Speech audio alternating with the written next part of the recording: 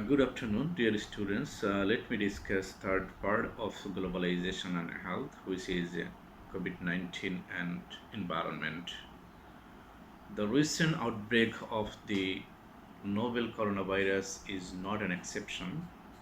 First, it was identified in Wuhan, Hubei, China in December 2019.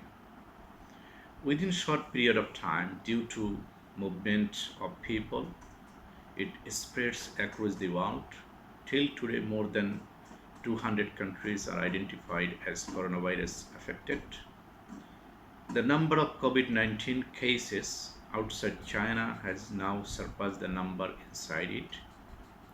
There are more than 3 million confirmed cases, more than 200,000 deaths in the world. The number is increasing all over the world. So this indicates that number of coronavirus confirmed cases are increasing every second across the world.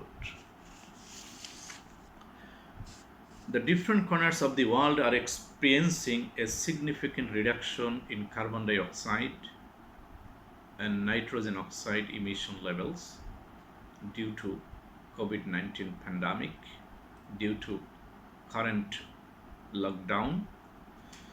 As for the level of air pollution in China, a 25% reduction in such emission was registered, as well as a 40% drop in the use of coal. According to NASA, nitrogen oxide levels across eastern and central China have been 10% to 30% lower than normal. Meanwhile, more than 60% decrease in nitrogen oxide levels and 20 to 30% decline in overall air pollution levels were recorded in Paris. New York is experiencing a 50% reduction in air pollution compared to the previous year. The whole world observes a pin drop silence and applauds the mammoth of corpses with a heavy heart throughout the world. World leaders seems poised to be speechless. The infected cases are mounting at a geometric rate while the number of recovered cases at an arithmetic rate, which is extremely shocking. Besides the economic and social impact of COVID 19, the environmental issue has taken an unexpected turn around the world. Despite a pandemic, it has a positive impact on the environment with negative consequences. For example, a drastic drop in the volume of automobile traffic and mass industrial production has resulted in improved levels of air pollution worldwide. Satellite images show that our nature is taking control with less human interference.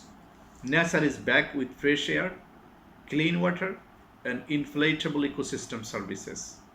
It seems that nature is breathing and enjoying this little break with us. Indeed, nature puts its fingers on our eyes. How should we behave with our environment? And what could be the worst scenario if we do not stop our encroachment and misuse of nature?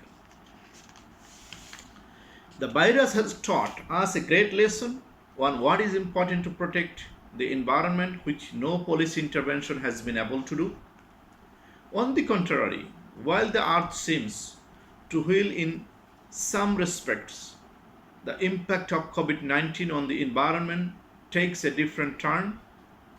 First, increasing medical waste and wastewater generation as well as electricity consumption has negative consequences.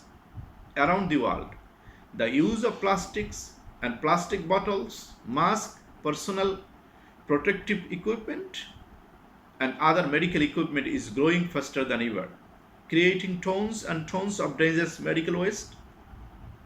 For example, hospitals in Wuhan produce more than 200 tons of waste a day at the peak of their outbreak, compared to an average of less than 50 tons prior. Second, In addition to medical waste, the amount of household waste has increased steadily as more and more people buy online and water delivers, which come with a lot of packaging. The problem is more serious in many developing countries, given that there is no proper disposal system or recycling center for waste management. Thus,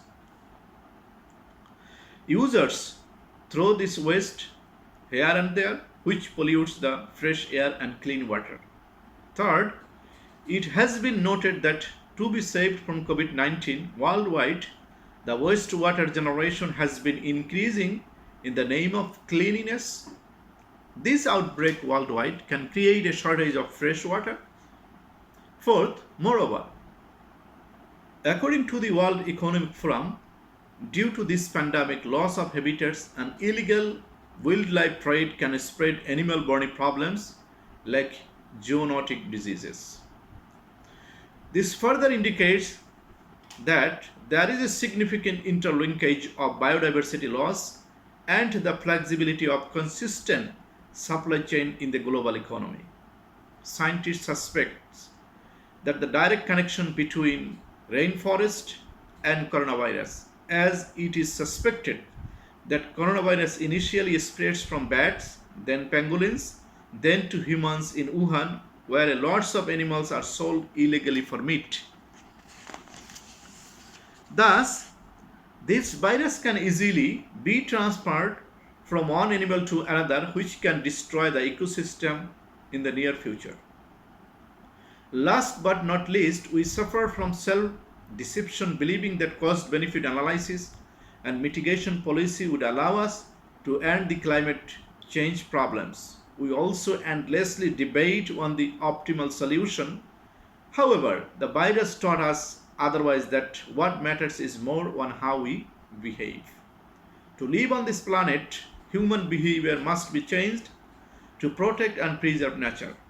In the event of a pandemic, we understand that it is just as important to flatten the curve of climate change and environmental destruction as it is to flatten the curve of COVID-19.